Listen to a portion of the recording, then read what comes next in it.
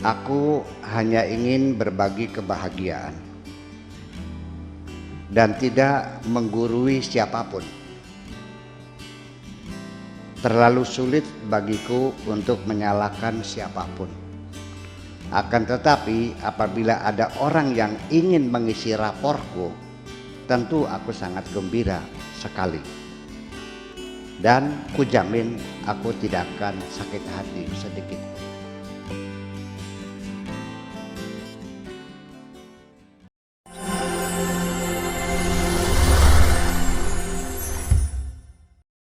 Assalamualaikum warahmatullahi wabarakatuh. Baik, kita langsung bergabung bersama guru mulia kita Buya Syakur Yasin dalam kajian kitab Fathur Rabbani untuk 2 Januari 2022, dan pada kali ini kita sudah masuk pada halaman 186. Kepada Buya dipersilahkan. Baik. Assalamualaikum warahmatullahi wabarakatuh. Bismillah, tawakkaltu ala Allah, la hawla wa la quwata illa billah, asyhadu an la ilaha illallah wa asyhadu anna Muhammadar Rasulullah. Allahumma salli ala sayyidina Muhammadin wa ala alihi wa sahabatihi ajma'in, ma ba'd. Kita lanjutkan dari kajian malam Senin yang lalu. Enggak tahu halamannya berapa itu. 86 kalau di sini. 185, 86, 87 lah, kira-kira gitulah. Karena cetakan baru. Bismillahirrahmanirrahim. Kaifa tantiqu. Udah ketemu? Baris yang 1, 2, 3, 4, 5, 6, 7. Baris ke-7 ya.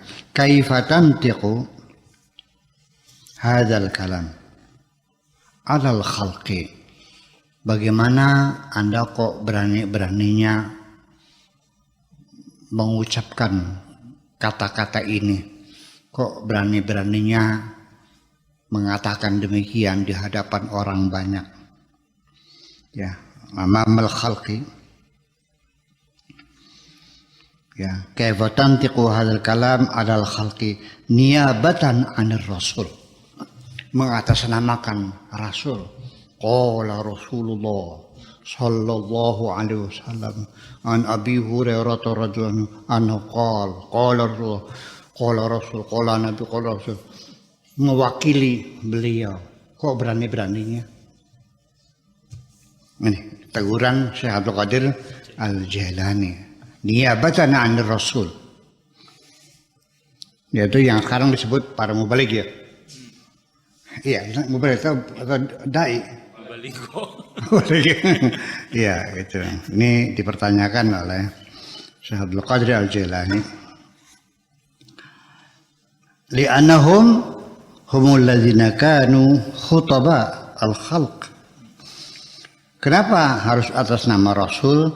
Ya karena para Rasul itu adalah para jubir, para mubaligh, ya, para dai yang diangkat oleh Allah, ya, harus berbicara kepada manusia. Falamma zahabu, ketika mereka meninggal dunia, sudah mati, aqamal haqqu azza wa jalla al ulama al ummal, digantikan oleh Allah, ya kan, tugas mereka dilanjutkan oleh para ulama-ulama yang mengamalkan ilmunya. Bukan ulama hanya ngomong, tapi ilmu yang mengamalkan ilmunya. Al-ulama al-ummal bi'ilmihim maqamahum, diangkat oleh Allah kedudukannya seperti para rasul, yaitu menasihati umat, membimbing umatnya. Itu maksudnya. Wa ja'alahum wurathahum, dan mereka para ulama yang mengamalkan ilmunya itu diangkat oleh Allah sebagai pewaris-pewaris mereka. Makanya kata hadisnya al ulama warasatul anbiya, para ulama itu adalah pewaris-pewaris para nabi, melanjutkan perjuangan nabi. Bukan pewaris hartanya ya, artinya yang melanjutkan perjuangannya. man yuridu an yakuna fi maqamir rusuli, siapapun yang ingin mendapatkan maqam seperti maqam Rasul, yakunu athhar minal khalqi fi zamanihi, ya harusnya ya orang yang hatinya paling suci pada zamannya dibanding dengan masyarakat yang lainnya dong. Iya kan? Gitu, bukan hati yang penuh hasud dan dengki dan sebagainya. Yang hatinya bersih, yang hatinya baik dibandingkan dengan orang lain pada zamannya, terbaik di antara mereka. Wa alamuhum, dan juga paling alimnya mereka. Bukan hanya dengan modal hadis 2 ayat 2 terus jadi mubalik. Bolak-balik khotah itu juga bunyinya. Iya, sampai bertahun-tahun. Ngapain cuma 2? Ya, tahu dengan iman Allah bihukmillahi azza wa jalla wa ilmihi. Jadi mengetahui hukumnya Allah dan juga mengetahui ilmunya Allah. Yahsabuna anna hadzal amr hayyinun. Dikiranya masalah ini masalah gampang. Menjadi pewaris Nabi dikiranya gampang. Asal modal apa? Modal sorban. Modal sorban, lalu sedikit bahasanya difasih-fasihkan kan gitu. Supaya kelihatan apa langgam Arabnya. Ya enggak begitu dong coba soalannya. Ya, itu. Itu kata Syekh Abdul Qadir Al-Jilani. Yahsabuna anna hadzal amr hayyinun. Ya juhala billah. Wahai orang-orang yang bodoh tentang Tuhan. Orang-orang goblok wa birusulihi, dan orang yang tidak paham dengan para rasulnya.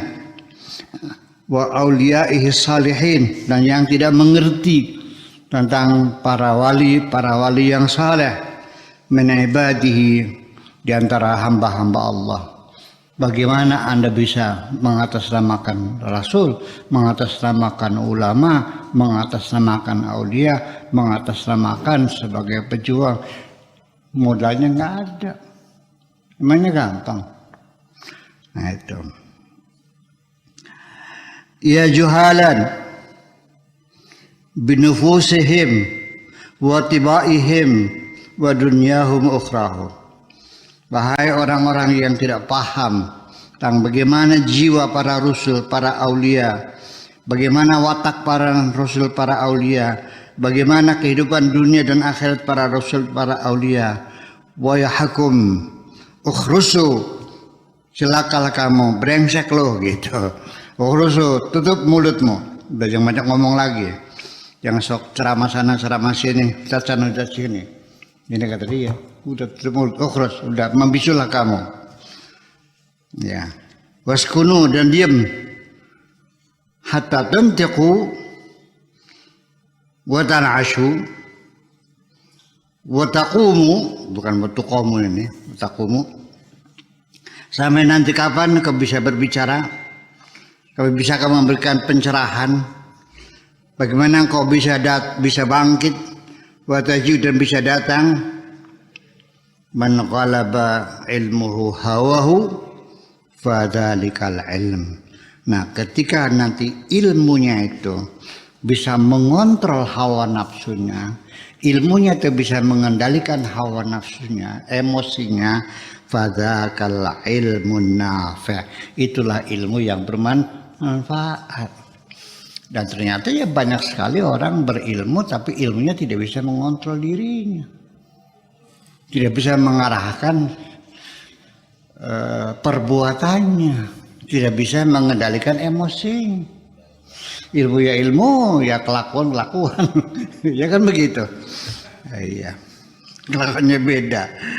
Kaifa la yakunu nafi'an, bagaimana tidak bermanfaat? Waqad aghlaqa abwabal khalqi, bagaimana tidak bermanfaat orang yang ilmunya seperti itu, yang ilmunya bisa mengontrol dirinya, mengontrol hawa nafsunya, Bagaimana tidak bermanfaat, ibaratnya seperti orang yang sudah menutup semua pintu-pintu makhluk, ditutup, sudah tidak lagi berharap bantuan siapapun, tidak lagi berharap kasih sayang siapapun, tidak lagi berharap simpatik siapapun, sudah melepaskan diri dari ketergantungan kepada sesama makhluk, menutup pintu-pintu makhluk tadi. Abwabal khalqi wa fataha babal haqqi, ya, azza wa jalla, yang dibuka hanya pintu Allah saja, yaitu semua harapannya hanya yang ditunggu adalah datang dari Allah Subhanahu